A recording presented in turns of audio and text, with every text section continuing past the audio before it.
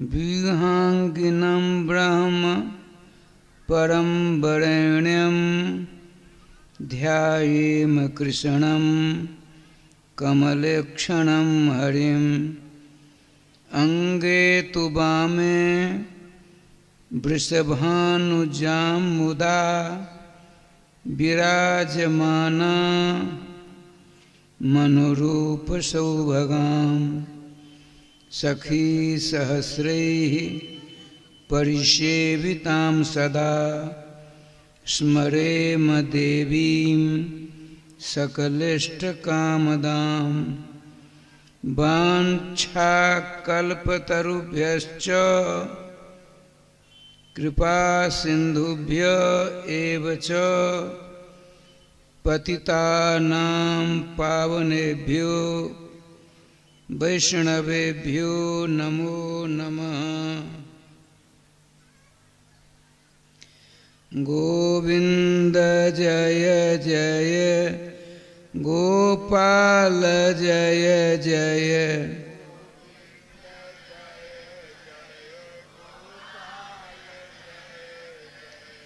गोविंद जय जय गोपाल जय जय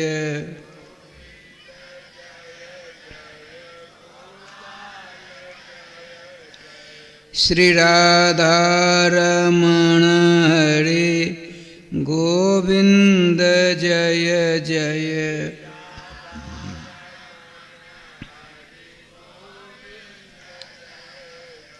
श्री राधा रमण हरे गोविंद जय जय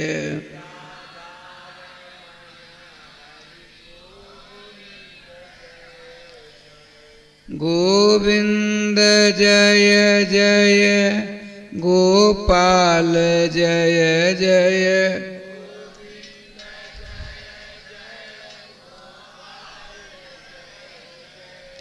गोविंद जय जय गोपाल जय जय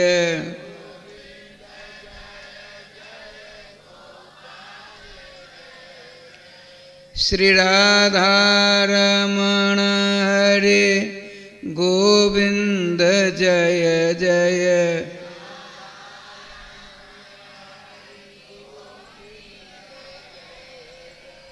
श्री राधा रमण हरे गोविंद जय जय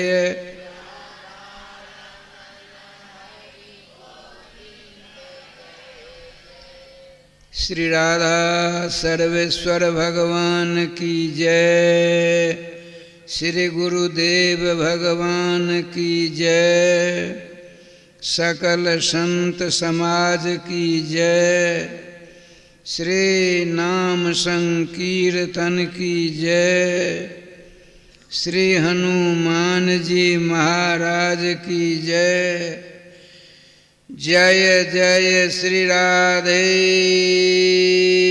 श्याम नाम महाराज की जय जय जय श्री राधे श्याम नाम महाराज की जय।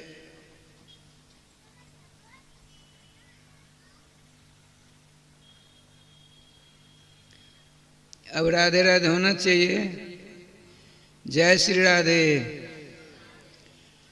सच्चिदानंद घन स्वरूप परात्पर तत्व वेदिक प्रतिपाद्य ब्रह्म रुद्र इंद्रादि वंदित पाद पीठ जगद अभिन्न निमित्तोपादान कारण राधा प्रियकांत श्याम सुंदर की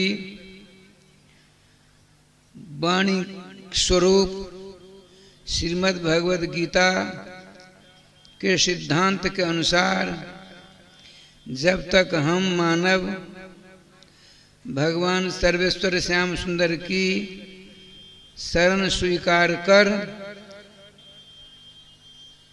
उनके मंगलमय नाम का आश्रय नहीं लेंगे तब तक हमारा आपका कल्याण होना नितांत असंभव है। चाहे आप भुवन मंडल में अवस्थित 3.5 करोड़ तीर्थों की यात्रा कर लें, 33 करोड़ देवताओं की अर्चना अभ्यर्चना पूजा सेवा आदि कर लें, असंभव है। समस्त वेदोक्त शास्त्रोक्त पुराणोक्त स्मृत्योक्त शुभाचरण कर लें, फिर भी जब तक नामाश्रय नहीं होंगे तब तक सारा का सारा अधूरा। कैसे? तो लवण बिना बहुव्यंजन जैसे। यदि आपने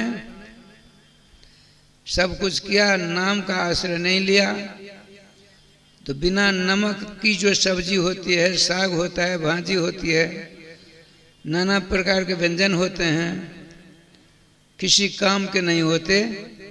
इसी प्रकार से राम कृष्ण के मंगलमय मधुमय आनंदमय नाम के बिना मानवों का जीवन दूभर, यहाँ मरणोपरांत महादूभर महादूभर महादूभर।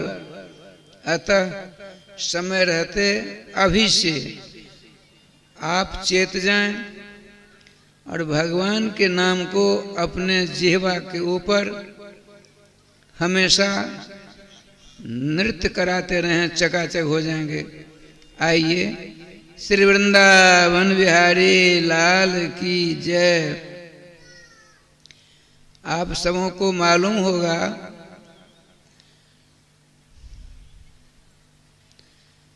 दिति नंदन त्रिलोक विजयी वेद भाष्यकार लंकाधिराज रावण ने एक बार उनके दिमाग में शंका आई और निर्णय लिया कि हम अपने 10 मस्तकों को काटकर 11 रुद्र गणों का मैं अर्चन करूंगा। चला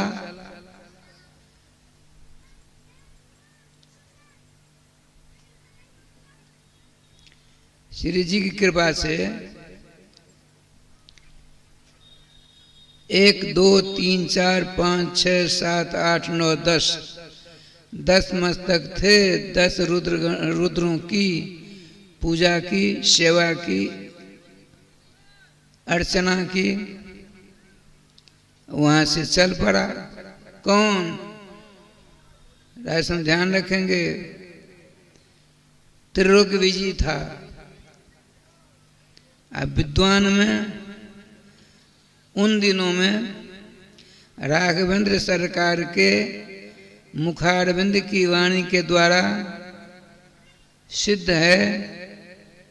उन दिनों में समकक्ष विद्वान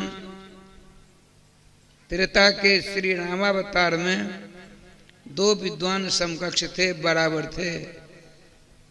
एक ब्रह्मपुत्र भगवान वशिष्ठ जी और दूसरे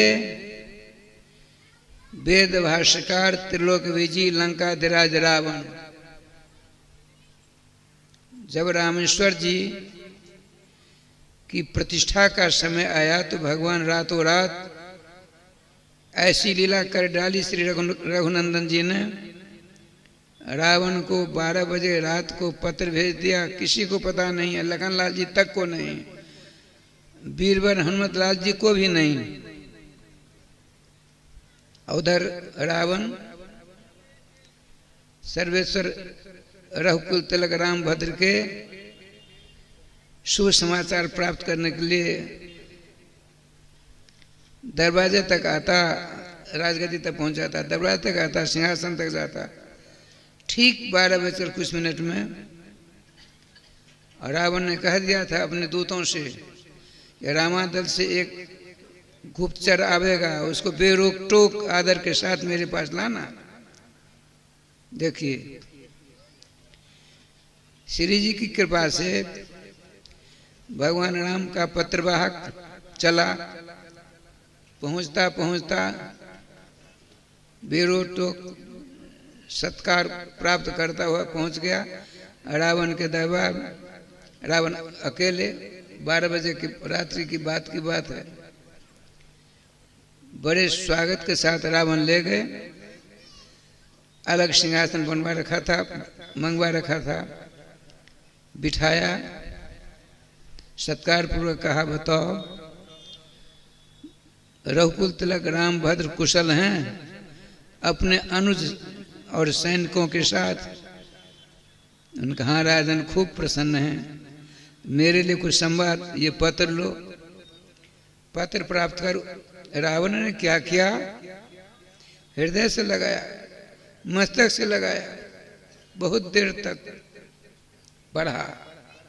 पढ़ते पढ़ते राजा श्याम जी आंखों से अश्रु छलक पड़े।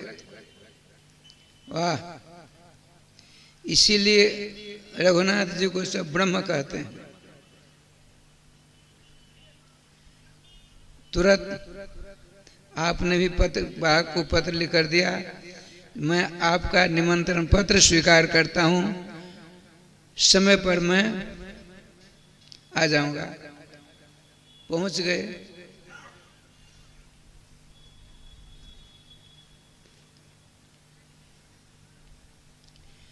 जब रावण एक विमान पर जनकराज दुलारी श्रीमती सीता जी को और स्वयं अपने दूसरे विमान पर, क्यों भगवान ने रावण को पुरोहित क्यों बनाया? गृहस्थ को जब तक उसकी पत्नी नहीं रहेगी साथ में तब तक यज्ञानुष्ठान व्यर्थ। भक्ति मार्ग की बात अलग होती है।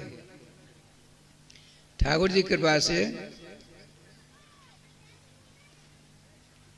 रावण तो परम विद्वान थे, और सीता जी अशोक वाटिका में रहेंगी तो मेरे वध के लिए रामेश्वर जी की स्थापना होगी, तो रघुकुल तिलक राम भद्र सफलता को प्राप्त नहीं कर पाएंगे। इसीलिए तो उन्होंने हमको निमंत्रण दे करके आचार्य बनाया है। यदि मैंने ऐसा नहीं किया तो आचार्यत्व में व्याघात हो जाएगा।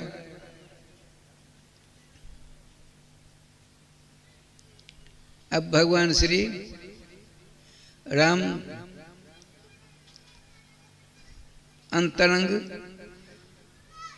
सखाओं को बुलाकर विचार विमर्श में लग गए। श्रीमान हनुमान जी से पूछा, पवन कुमार ने कहा एकमात्र सकते। सुग्रीव ने कुछ और कहा, विभीषण जी ने कुछ और कहा। अंत तो गत्वा भगवान ने विभीषण जी से पूछा, आप बताइए निष्पक्ष भाव से हमारे गुरुवर के समान विद्वान कौन है धरातल पर? तो आपने कहा भगवान आप तो अंतर्जामी हो, आप लीला कर रहे हो, आपकी लीला आप ही जानते हो, मुझसे आदेश दे रहे हैं तो मैं निवेदन पूर्वक कहूँगा, गुरु आपके गुरुवर के समान विद्वान एकमात्र हमारे बड़े भाई लंकाधिराज दशकंधा रावण हैं। श्रीमान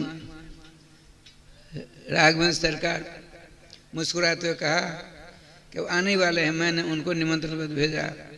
लखनलाल जी उठ खड़े हो गए। भगवान ये क्या अनर्थ हो गया? राक्षस राज मेरी भाभी की चोरी करके लाया है। तो आपने कहा आप नहीं जानते हो, भीषण जी ने बिल्कुल सटीक बात कही है। भगवान वशिष्ठ के समान वेद भाष्यकार रावण जी विद्वान हैं। देखो मैंने और को नहीं, मैंने वेद भाष्यकार को, पुलस्त ऋषि के वंशज को, ब्राह्मण श्रेष्ठ रावण को आचार्य बनाया है। विद्वत बड़े ने रावण को बनाया है आचार्य। हमने त्रिलोक बीजी को नहीं बनाया, इधर उधर की बात करने वालों को नहीं बनाया। ध्यान रखना। थोड़ी ही देर बाद आचार्य आ गए, अर्थात लंकाधिराज रावण आए। दूसरे कैसे नहीं करेंगे? सबों ने नमस्कार किया, सबों को आशीर्वाद मिला।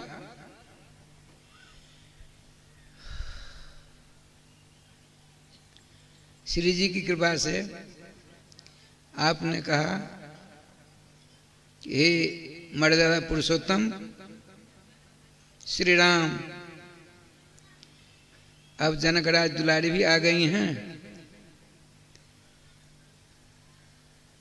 और आपका निमंत्रण प्राप्त कर मैं भी आ गया, अब विलंब करने की जरूरत नहीं। का जैसा आदेश। ये बातचीत हो ही रही थी कि तुरंत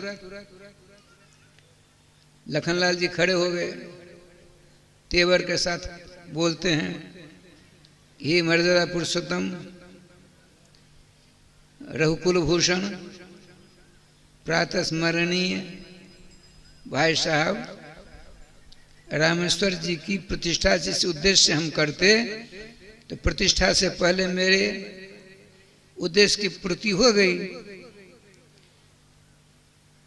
माता जी आ गई अपने निकट में, चोर ही पकड़ में आ गया है, इसको मार दिया जाए, अब भाभी जी को लेकर चल दिया जाए यहाँ से। भगवान श्री राम ने कहा शांत। रावण कितनी गंभीर पूर्वक बात कहते हैं, सुनिए।